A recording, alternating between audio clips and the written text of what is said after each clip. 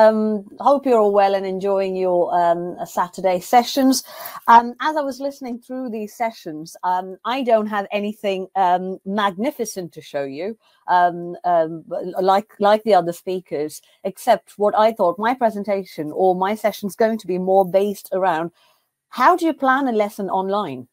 And for me, that was a big barrier. Once you could get the basics sorted, that's when we could think about. I mean, we used Loom through the first lockdown, where we were recording and sending it, and then the revelation happened when my tops at year 11, because I did circle theorems through Loom, and with my tops at year 11s, and I chunked it down to one per lesson, hoping that they would have some recollection on it. And then there was a vast majority in that group who hadn't even actually seen it. So that was a revelation for me. I mean, Loom is great, but it's only as good as how kids get to use it and how much they really use it. So everything, like everything else, it is how kids use it. Whereas now we're in a situation where we have to teach remotely, and I have had to teach from all sorts of scenarios, which I will go through in a minute. So this is purely based on my own experience, and please do feel free to tweak the lessons as best for your group. And I've only used Microsoft Teams and nothing else. Obviously, I've used Loom during the first lockdown, but right now we are using Microsoft Teams for all our lessons. So what I'll be going through today is some pros and cons of remote teaching and learning, and what I felt were both of them. And those of you who are not used to Teams or maybe considering using Teams, I will show you how to set up a meeting and how the lessons are done on there. And then how to plan for different scenarios. So the 3 scenarios, which I'll talk to in later, is when both the teacher and the students are in their own houses. Then I've taught in scenarios where I'm in school and the students have been sent home, and we are on the second time now where I have to do that with some of my classes where I'm in school and the kids have been sent home. And then the third time when I'm at home and the kids are at school. So, for instance, when you're waiting for a test result or you have to take time off, asymptomatic, positive, well, I don't know how your school works, but there is an expectation to teach at least Key Stage 4 classes from home, where I am. What that has helped me is given me experience of all 3 scenarios of online learning. So then I will go into lesson planning for remote learning and what are the key elements that can go into online lessons, and how to do assessment for learning when they're not with you, or when you and the students are not in the same room.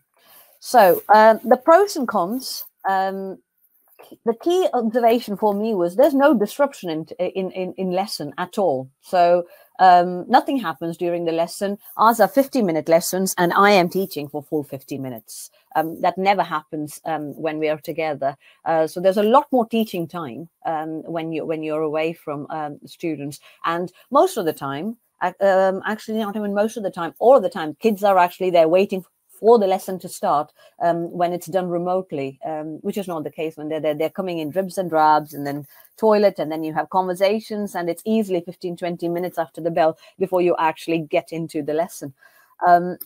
And for the same reason, because of the amount of time that you will be spent teaching, I found that there's a lot of time and thought given into the actual lesson plan, because of the way our days are scheduled. I'm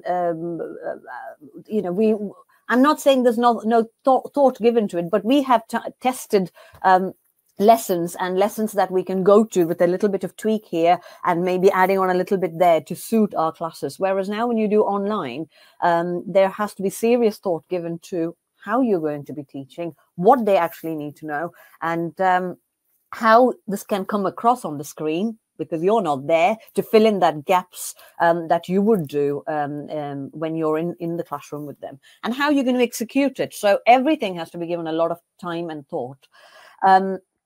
Which is I've given it as an advantage, because I find that the lessons tend to get, I want to say, better on a different level.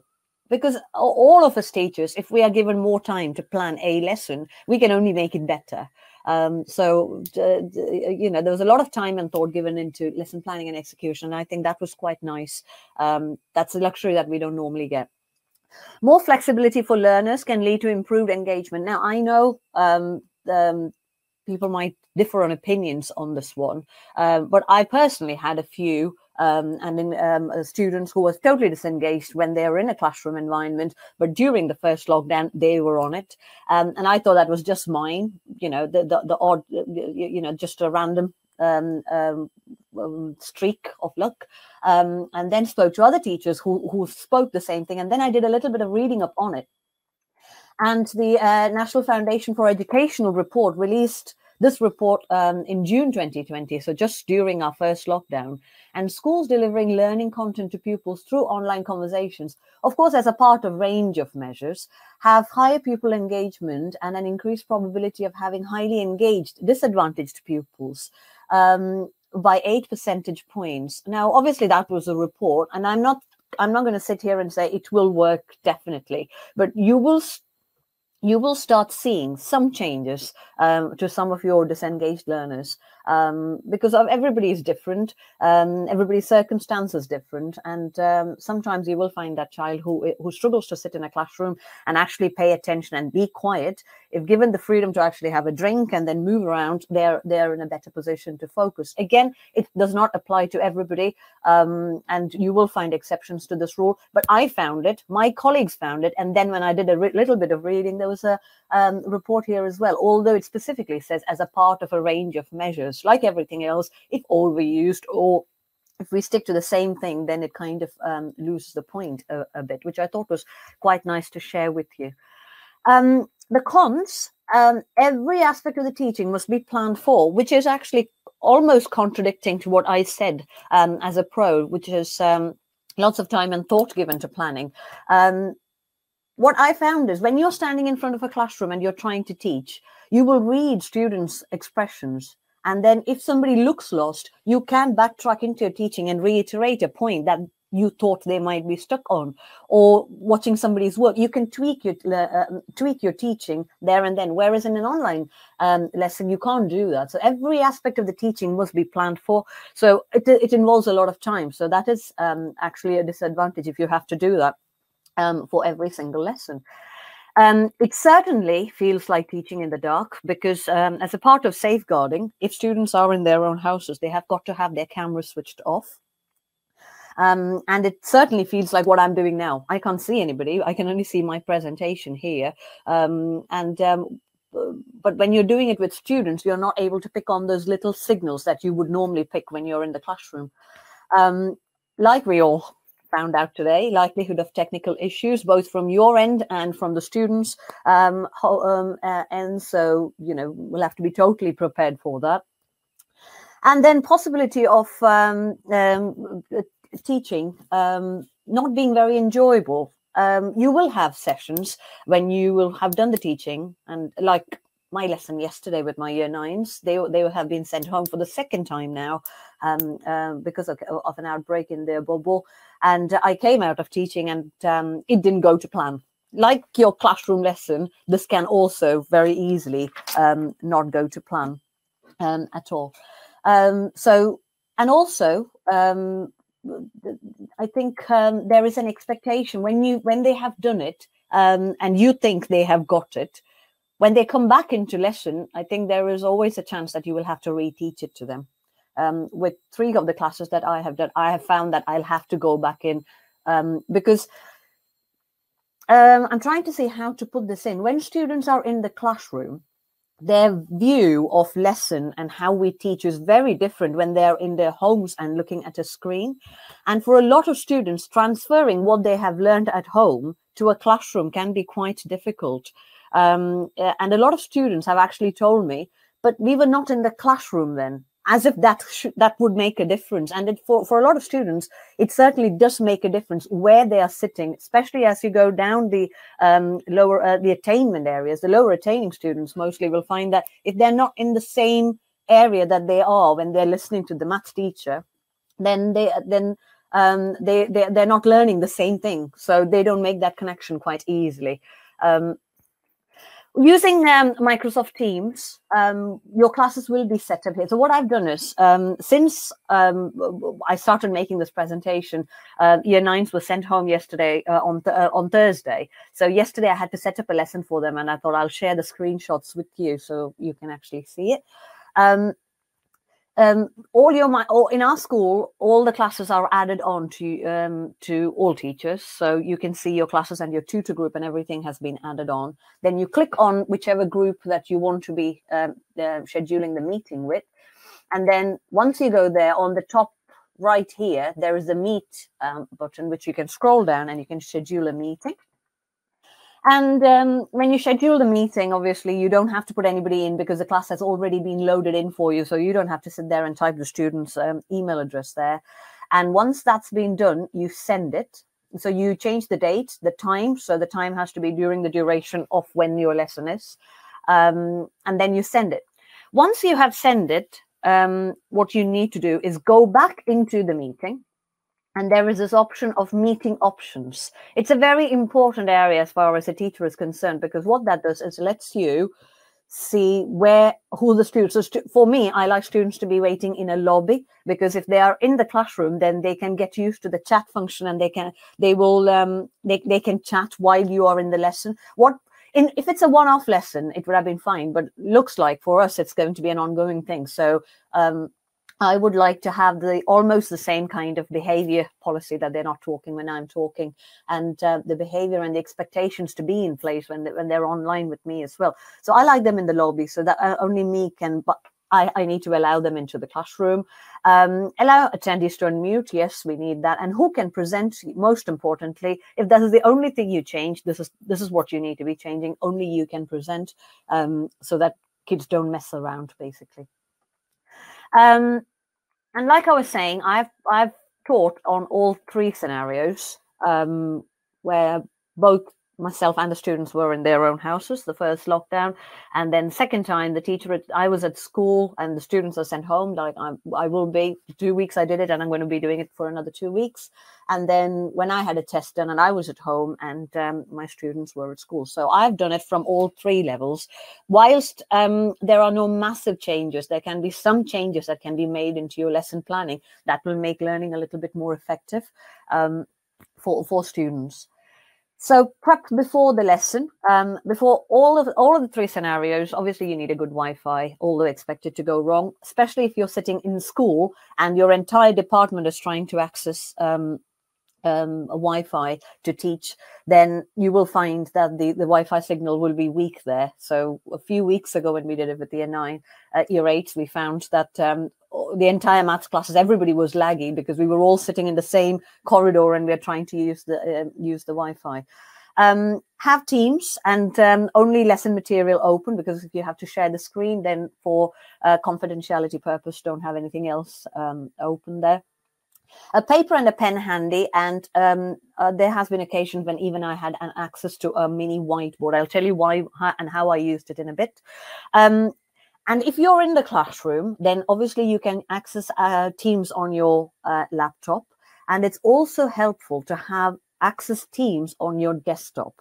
Because right now, just like right now, where I can only see my presentation, I can't see the chat function. However, if I have access to MS Teams on my desktop, then I can have the chat function there, which means when I'm doing a lesson, I can see if kids are struggling, where are they struggling, and it's a slightly easier way to be in touch with the students there, and it'll make up for the fact that you can't actually see them. So that is very, very handy. So if you can do that, I'd highly recommend that. Key lesson features when planning for a remote lesson. And the key principle here is keep the basic structure of the lesson very, very simple, especially if you have to do it 2 or 3 times with various groups, and you have to do it on several days of the week. It really helps you with your workload, and also it helps to monitor where the students are. So if it's a one-off lesson, then stick to revision and repetition. But if it's an ongoing thing, I'm doing the curriculum now because it's not one-off for us anymore, and we have to make sure that the content is being covered.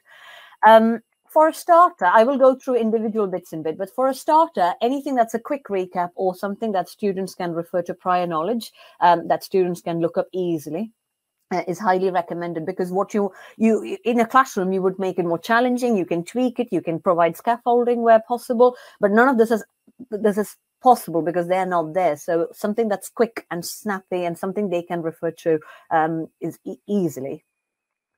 Share success criteria where applicable. I say this because some teachers don't share success criteria, because in maths it differs on the outcome of the student, whereas some schools and some departments are a lot more stricter on success criteria. So if it works for you, do feel free to share it with your students.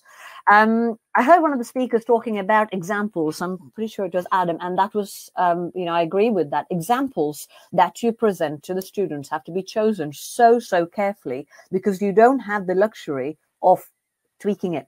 Unless, of course, you have got an X pen and you have the flexibility to write it. Choose your examples quite carefully with detailed instructions and working, so that it's there for students.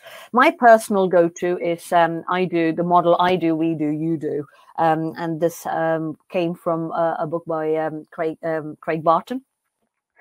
On assessment for learning, how can you get students to actively process the concepts? That's what you need to be thinking about. So where you would teach something, and then in a classroom, you would actually turn around to the students and say, right, so Tom, so can you explain what has happened from here to here?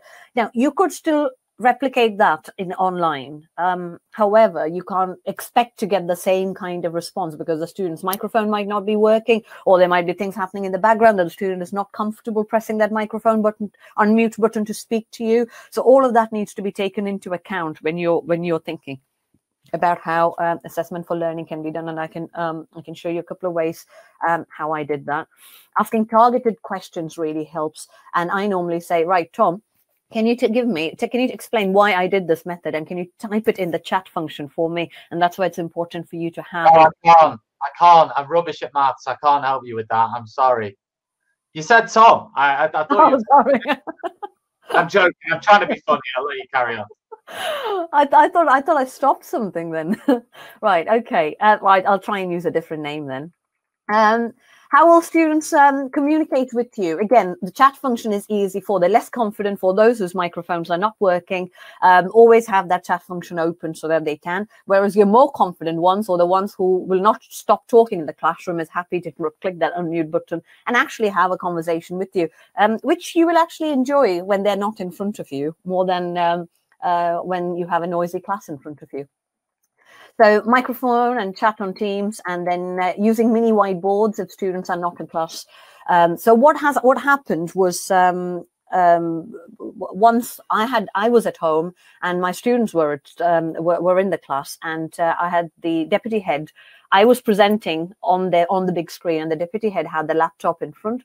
So there was an instance where because they were all there, I will take you through that lesson, but I wanted to do an assessment for learning. They all had whiteboards. So I asked them a question. They put up their answer on the boards, and I asked the sir who was in there, what are the answers there? And did anybody have it? Once I gave the answer, I asked him, is there anybody else with a different answer? Not to catch them out, but to see what the misconceptions are and how I could help with that. So that's another way you could use assessment for learning if you are not in a group situation, but students are in the classroom. Individual practice with easy to manage differentiation where possible. Again, remember, I'm trying to keep to the basic structure being quite simple. Obviously, when you do individual practice, make sure that there is enough for everybody, and also be available to answer any question, and expect this part to be very boring. You will literally be sitting in front of a blank screen, available for students to be there to ask questions. And again, what I found is the more confident ones will unmute and say, Miss, I don't get this. Whereas some of them will say, can you chat on the chat function? They'll say, Miss, I've got this as the answer. Is this correct? So it works both ways. And sometimes you will have nobody asking you anything at all. So be prepared for that. And for starters, some of the questions you need to be thinking about is, what is it you want to retrieve? How are you going to get students to retrieve this? And check that students can access the task remotely. And then how will you be able to check what they have done? So I was very pleased when Jonathan Hall was showing his math board, because what I'm going to be showing has got his algebra tiles on it. So this is something that I've used with one of my groups, where we were in the middle of doing expanding single brackets when they had to be sent home. So the following lesson, and I used algebra tiles very much for expanding single brackets, and this was quite a low attainment group. So I used the same example that we were doing in class. And then I wanted them to explain in words what the tiles below meant. So again, some of them shouted out through their mics, whereas some of them typed it in, but I was getting that that feedback that they can remember it. And then I wanted them to create a question. So finally, we got to the point that we are looking at 3 lots of G+3. And I said, right, how can you create a question for the diagram below? And I want them to write it down. Again, I wanted them to type it in the chat function. Now, this was question 2 was mandatory for everybody to write it in the chat function, so that I know that, yeah, got it. It was equivalent to them holding up the mini whiteboards for me. And then, obviously, the ones who are quite confident went on to use the example to answer the. So, what is 3 lots of G+3? And then they were expected to do any 1-level questions from below, again from MathSpot, and I gave them those questions to do that. So that would have been a quick starter for me. For my slightly able group, what I gave is this one, and Clive has expanded the brackets of 5a+3. This is a resource from Andy, who does such lovely Clumsy Clive. Clumsy Clive, I think, is one of his characters.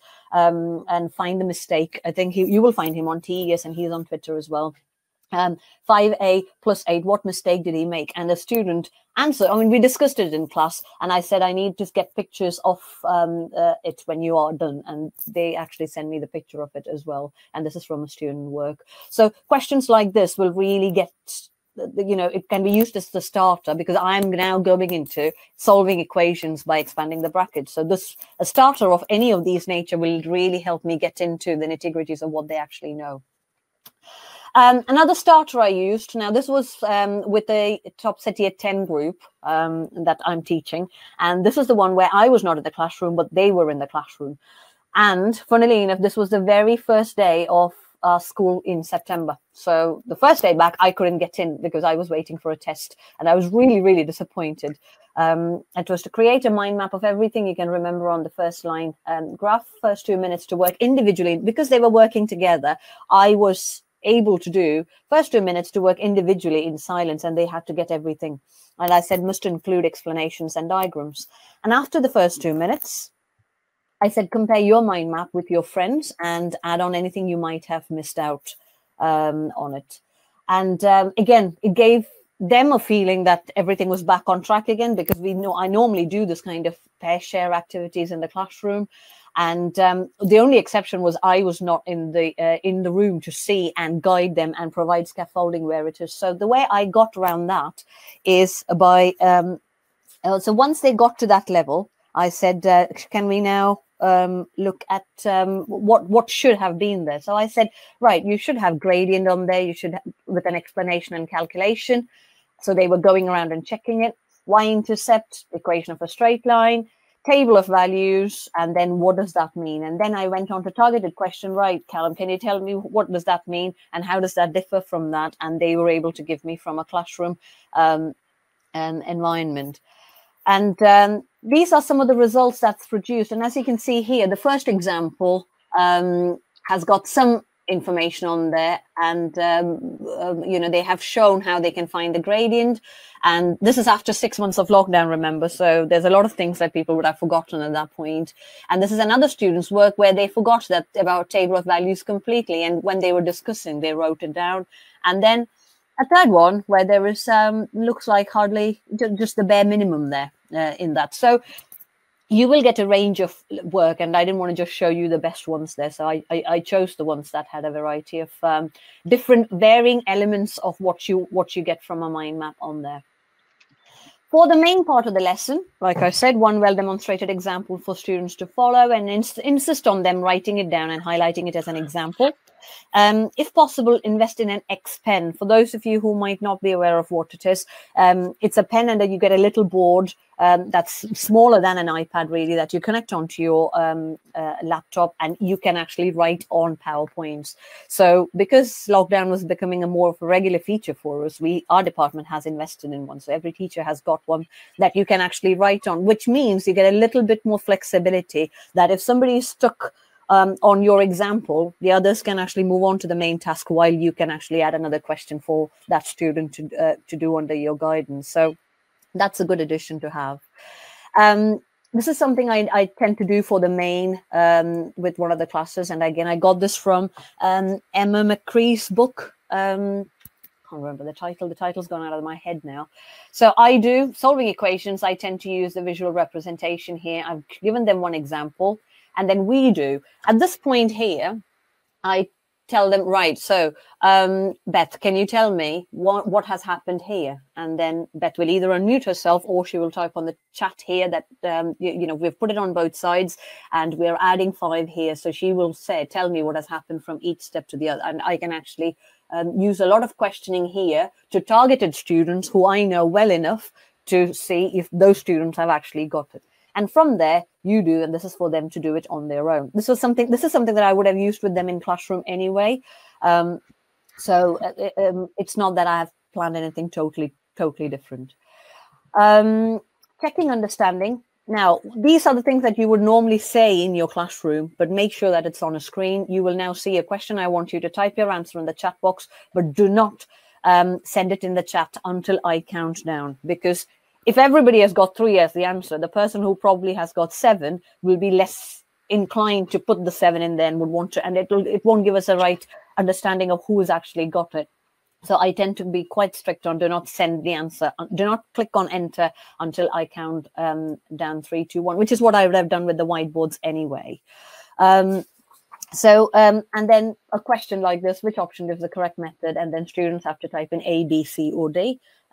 So again, something that they are used to seeing, because I do these kind of diagnostic questions. Again, one of Craig Bartram's wonderful resource that I use in my lessons very regularly. So they're used to seeing it. So I haven't changed the format massively, just because we're teaching remotely.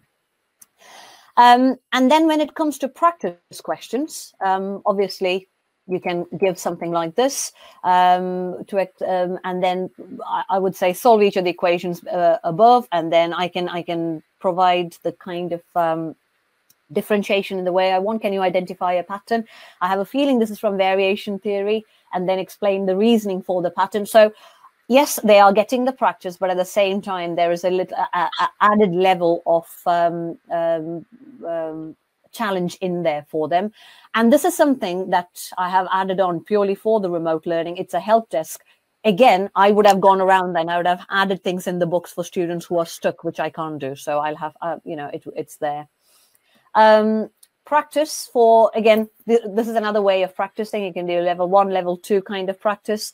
To suit your class requirements. And then don't forget to put up your answers, because I know I'll hold my hands up. I don't really walk around with the answers. It'll be either done on the board there, or I'll check students in the book, or I'll work it out in front of them. I don't normally have answers ready to post. So if you're like me, then for when you're doing this, then you need answers to put up so that students can mark their work. For a higher ability year 11, this is something that I did, and again, it was to find the equation of the straight line, and I went through every single step. All of these slides was done to get the answer. And then when I gave them a question for them to do, and this is what I was talking about, I got them to write their answer on a mini whiteboard and hold it up. And then I got the teacher who is in the classroom instead of me to see who has got a different answer. And then I rectified the mistake, and I went through the misconception that the student had in the classroom. So that way students were not missing down. Now, if you're feeling like this, I'm not sure how long I can cope with this, then all of us feel that way about online teaching. There are a lot of factors outside of your control. You can't do anything about it. Like students, the other day, actually, I had a student who was playing television in the background. You can't help it, really, but then you can always ask them to. Sorry, I'm gonna interrupt you again. You got 1 minute. Oh, yeah, this is my last one. So Sorry. nearly finished. Yeah. So you can't really control it. You can say unmute, but other than that, there's nothing much you can do. Not getting content through to students, you will find that you might not be doing you might not be doing as well as you normally do. That's quite natural. Be prepared to reteach when students get back to class. Again, like I went through this before, that is a possibility. You can only do your very best. So be kind to yourself. Don't beat yourself up over it. It's not something we all want, but this is just the way we have adapted to the current situation. And all we can do is keep calm and teach online. Thank you for listening, and happy to help. And that's my Twitter handle if you